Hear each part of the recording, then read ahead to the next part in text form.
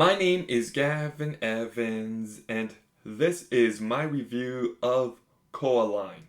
And this review will have spoilers, so there's your warning.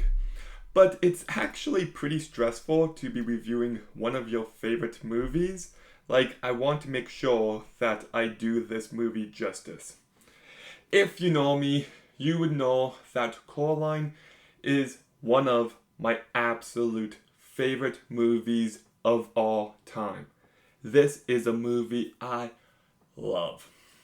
Um, Growing up, I wasn't allowed to watch movies like this, and I remember I saw the movie Bedtime Stories in theaters, and we got the trailer for Coraline, and I just fell in love with the look of the movie. I wanted to see it so badly, but I wasn't allowed. But then, like a year later, I think, my mom took me to a dentist appointment, and after that was done, I was dropped off at home, and she took my other brothers to their dentist appointments. So I was home alone, and I was just flipping through the channels, and the movie central channels were channel 55, channel 56, and channel 57. So I went to those channels and I saw the last 25-30 minutes of the movie when she's gathering the eyes of the ghost children. And I just thought to myself, this is the greatest thing I have ever seen in my life. So I secretly bought it, I hid it, and whenever I was home alone, I would watch this movie. Whenever I went to a friend's house, I would watch this movie. There are times where I would watch this movie 4 to 5 times in a single day. Like if you asked me, Gavin, what is the movie you have watched most in your lifetime? It is easily this movie. I've probably seen it way over 100 times. And it's one of those rare movies where I can be watching it and I can say every line as it appears on the screen. And, like, just being honest, I was annoying about it. I remember in school, on Facebook, I would talk about this movie all the time, and everybody made fun of me for it. Everybody talked about how much they hated this movie, but it didn't matter to me because I just loved it so much. And I look back, and so much of my movie taste came from my love of Coraline. This was my introduction to horror, and yes, this is a horror movie. And I just loved the style and artwork of the movie, and it's just a top 3 movie of all time. It really is. And let's begin talking about the movie itself. And I will begin by talking about the fact that this is one of the most beautiful looking movies to ever be made. It is simply breathtaking. The stop motion animation is just impressive on every single level, and it's seamless. You can tell that they put so much hard work and passion into this movie, and I've watched every behind the scenes featurette a billion times, and just watching them put this movie together, it's why I love movies so much. Like, it is filled with so much creativity on the screen and behind the scenes. Like the fact that they made flowers from dog toys, just so impressive. And I love how each location feels distinct.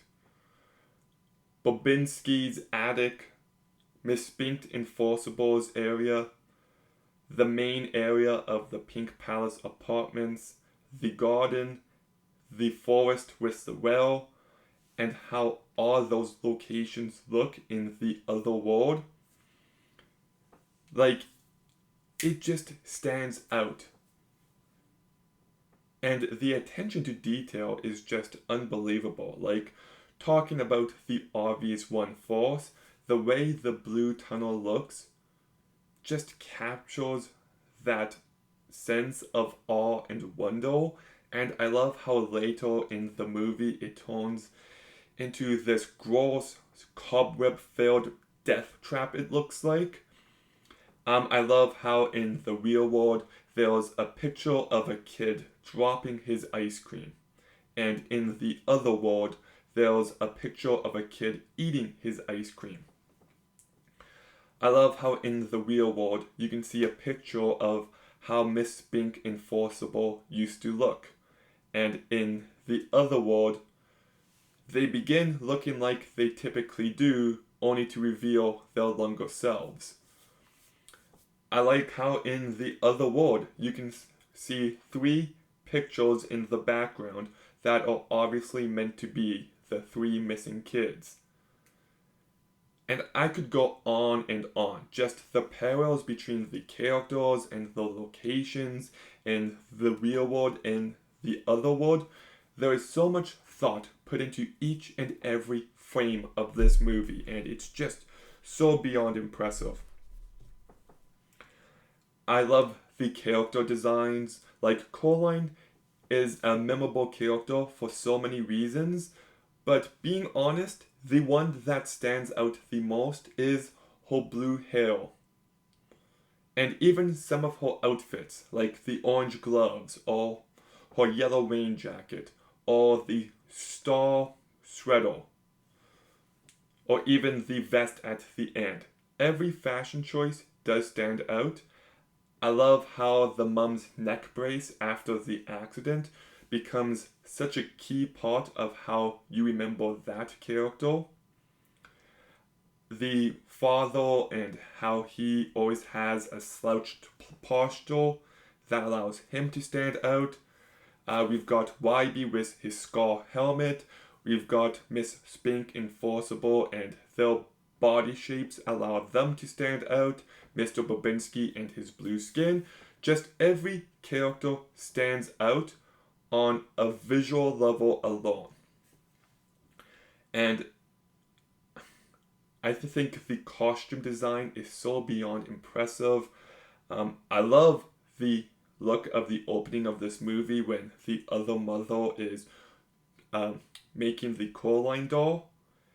That environment, which it barely focuses on, just has this rustic feel to it, and it just really stands out. I actually think the cinematography of this movie is top freaking notch. I think the lighting is great, especially at the end of the movie in the living room where there's just the green file. I love that. I think the colors really pop in this movie.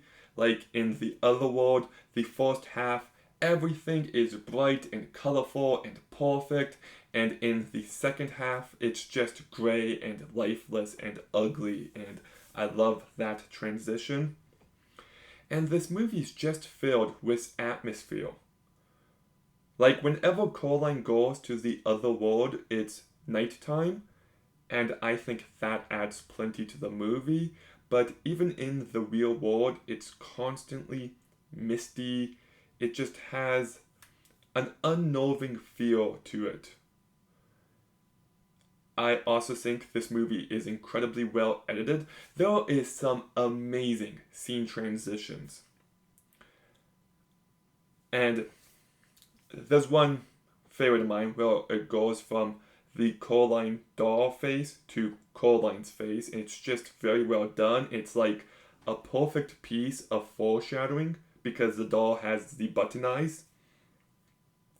I think this movie is paced perfectly. Like, it's an hour and 40 minutes and it just flies by. It honestly feels like a 40-minute long movie.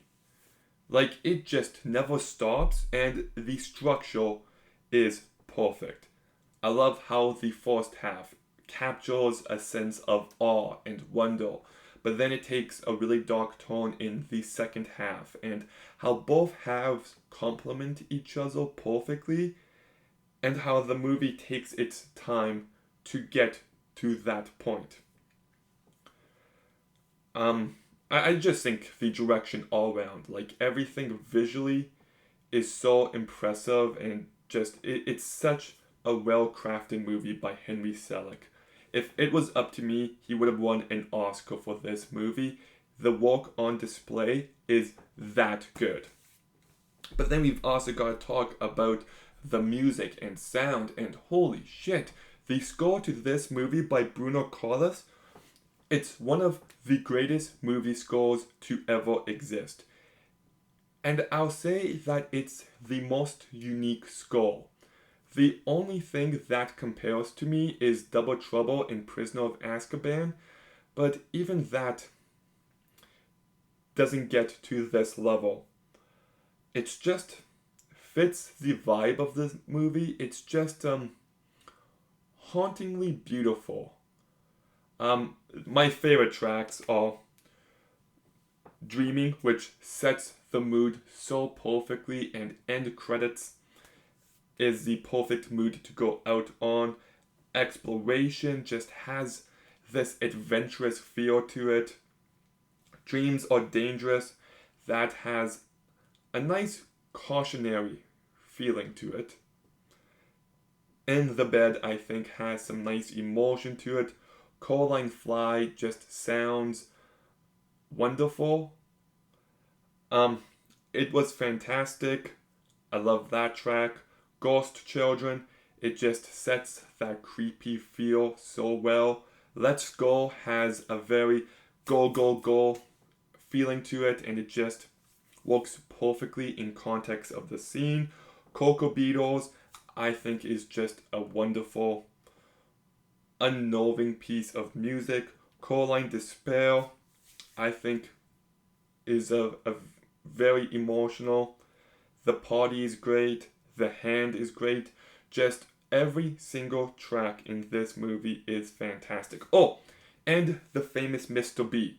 Like, it just goes, like the movie, from amazing and captures a sense of awe and wonder and excitement to dark emotional places, and it's just so incredibly well done.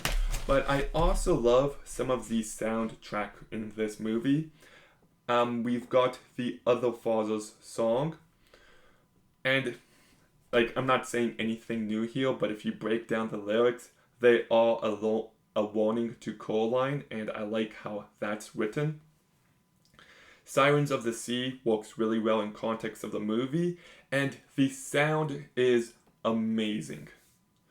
My favorite bit being when the living room turns into a giant web, and it just has that metallic sound to it, or when the hand escapes from the door and that scraping sound, or I could go on and on. So just everything from a technical standpoint is as good as it gets here. But let's talk about the cast, and Dakota Fanning gives the performance of her career here. She was my favorite actress for the longest time just because of this movie. I love how she's a curious character. She wants to explore. She's not afraid, and at the end of the movie, it takes her courage, her bravery to an entirely different level. I also love how she has a bit of an attitude. Like, she can be rude. Like, she says to YB, "Why were you born?" Like, ugh. But it's from a place of loneliness, not from a place of cruelness. And I think she still is able to highlight those futures about her character. She carries this movie incredibly well and just brings the proper amount of energy, and she's just exceptional here. Terry Hatcher, I think, is phenomenal as well. I love how she's not a bad mom. Like, she's neglectful to a degree, but she's just a very busy person who has clearly gone through a lot recently. And I just think they struck the perfect balance for her character. You can also kind of tell that she's the boss of the family. And I also love how when it comes to the other muzzle, she can be sweet and loving, but in a very manipulative way. Well, nothing she says actually sounds genuine. And when she needs to be evil and menacing, boy, does she deliver. I thought John Hodgman also did a really fantastic job. I love how he tries to be this goofy dad, but those moments are too real and they don't feel genuine. And you can just kind of tell he's burnt out. He's waiting to be given a break. Robert Bailey Jr., I thought brought plenty of personality to this movie. This character was not in the book, but they added him so Coraline had someone to talk to, and they just utilized this character so perfectly, and he's just very likable. Keith David, I think, does a really great job. He just has one of the best voices ever, and he just nails it. Ian McShane, I like how he can be goofy and funny, but then at the end of the movie, he's actually really menacing, so he does a great job. And Jennifer Saunders and Dawn French, I think, do really good as well. I love their bickering, and they do make me laugh. The putting the rings on Angus because he's feeling a little sick is a great joke.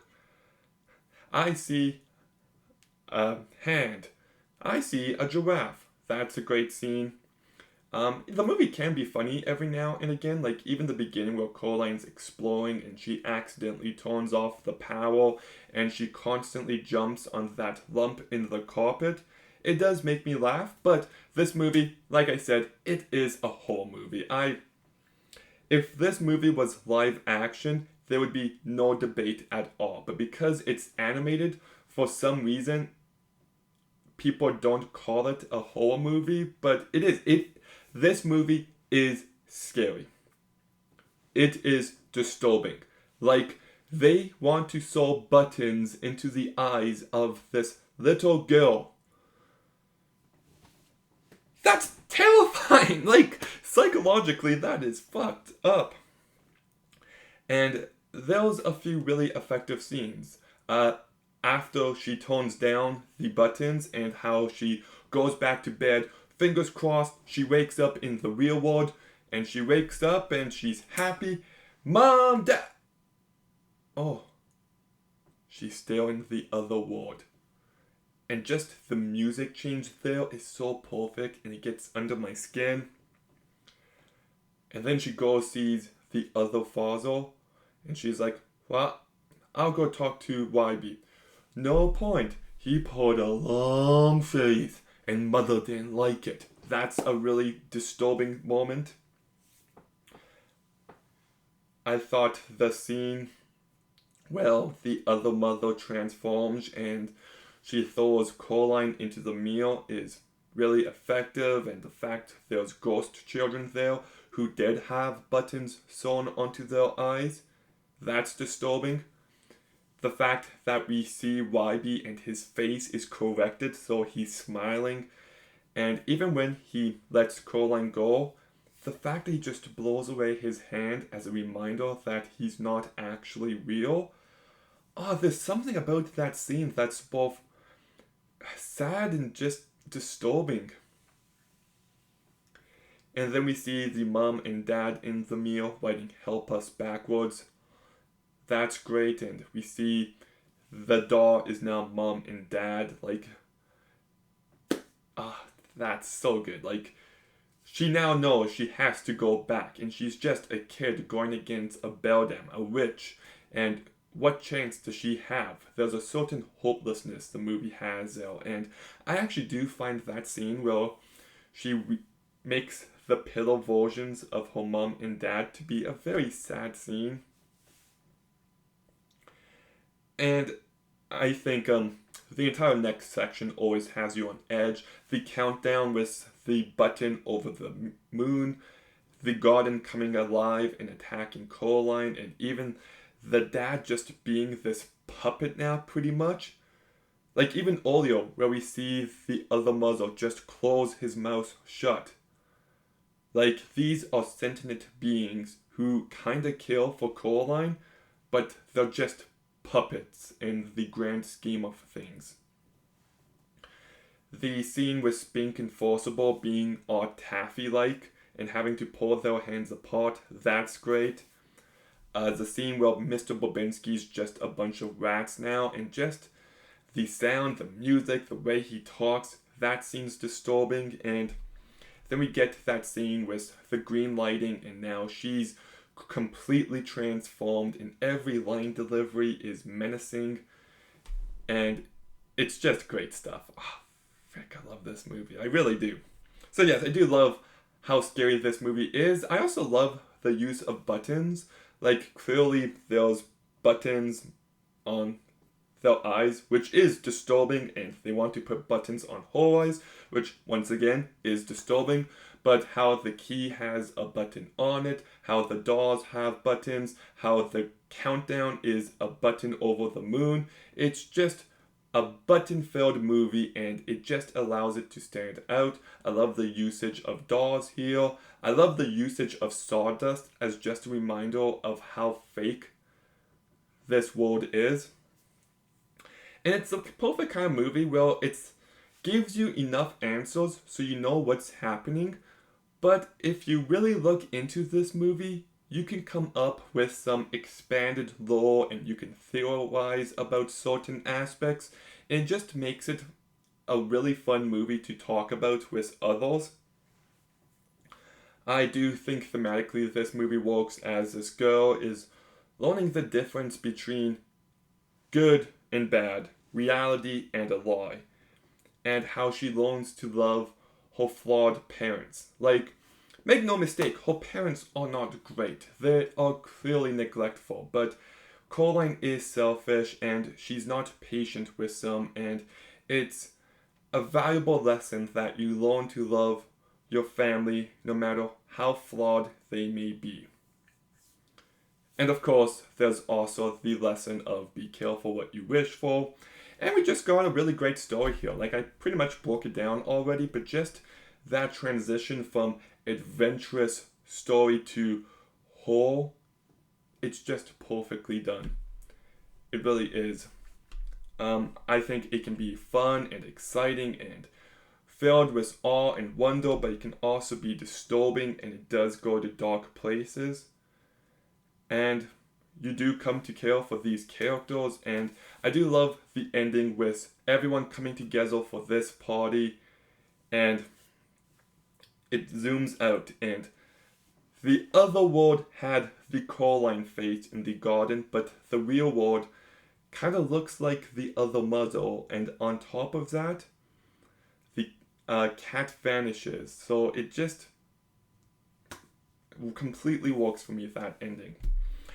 Also, I saw this movie in 3D today. I also own this movie in 3D with the colored glasses, and it is actually a really impressive movie to watch like that. But anyways, I could go on for even longer if I wanted to with this movie, and maybe one day I might actually make a video essay about it. But here's the bottom line. This movie had such a fundamental part in establishing my movie taste. This was a huge part of my childhood, and I watched this movie so many times, and I just love it with every fiber of my being. I think these characters are just wonderful. I love the voice cast. I love the story. I love how dark this movie goes, but I just love the artistry on display. There is so much hard work, passion, and thought put into every second of this movie, and it shows. You asked me why I love movies as an art form, and movies like this are why. I truly just love it, and the music is just one of the most beautiful scores ever. It's truly one of the greatest movies ever made, and you know what?